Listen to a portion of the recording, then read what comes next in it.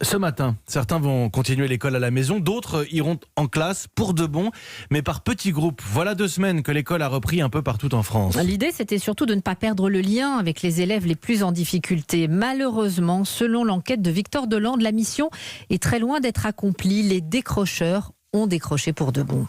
Le lien a été coupé totalement. Nous, l'école, en fait, elle s'est arrêtée le 16 mars. Pendant le confinement, Gaëlle Soile, directrice d'une école primaire dans une zone prioritaire du 18e arrondissement de Paris, a tenté de garder le contact avec les familles.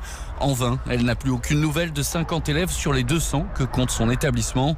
Philippe Toison dirige l'école juste à côté. Il s'inquiète déjà pour la rentrée prochaine. On arrive avec des CP notamment qui ne savent pas lire, qui ne sont pas capables de travailler tout seuls. Et là, c'est très inquiétant. Il faut qu'on puisse refaire venir le maximum de décrocheurs. Malgré un protocole sanitaire strict dans ces quartiers, les enfants sont beaucoup moins revenus à l'école, comme l'explique le recteur de l'Académie de Paris, Gilles Pécou. On constate qu'en éducation prioritaire, les familles sont un peu plus réticentes.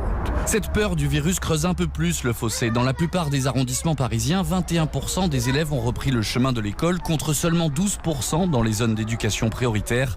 Les premières remontées sont aussi catastrophiques dans toutes les académies, s'alarme un responsable d'un syndicat de professeurs.